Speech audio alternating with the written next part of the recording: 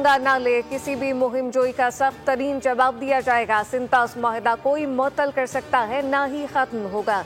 नायब वज़ीर आज़म इसहाक़ डार का मुख्तलिफ ममालिक के नुमाइंदों से राब्ता, कहा कि यकीन महकूम है कि पाकिस्तान कायम और दायम रहेगा।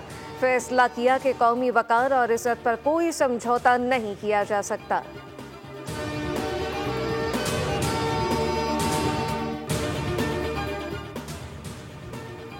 सिक्योरिटी फोर्सेस की खैबर पख्तूनख्वा में 3 कार्रवाइयाँ, 15 खवारिज जहन्नुम वासिल। ISPR के मुताबिक जिला कर्क में खुफिया तला पर कार्रवाई में 8 खवारिज हलाक, जबकि शुमाली वज़ीरिस्तान में भी 4 खवारिज जहन्नुम वासिल।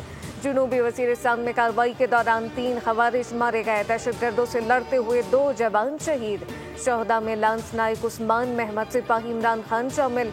हलाक खवारिज दहशतगर्दी में मुलव्वस थे, जबकि सिक्योरिटी फोर्सेस दहशतगर्दी की लानत खत्म करने के लिए पुरअज़्म। वज़ीर आज़म मोहम्मद शहबाज शरीफ की सूबा खैबर पख्तूनख्वा में फितनल खवारिज के दहशतगर्दों के खिलाफ 3 मुख्तलिफ कामयाब कार्रवाइयों पर सिक्योरिटी फोर्सेस की सताइश।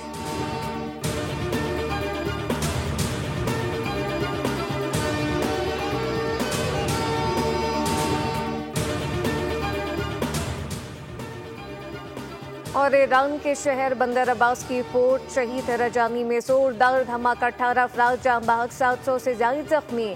कई इमारतें और गाड़ियां तबाह। धमाके के बाद बंदरगाह के कुछ हिस्सों में आग भी लगी।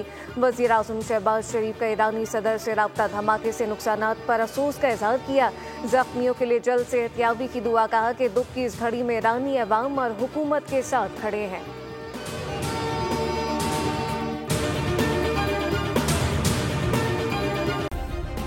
सब्सक्राइब करें और बेल दबाएं ताकि कोई खबर रह न जाए।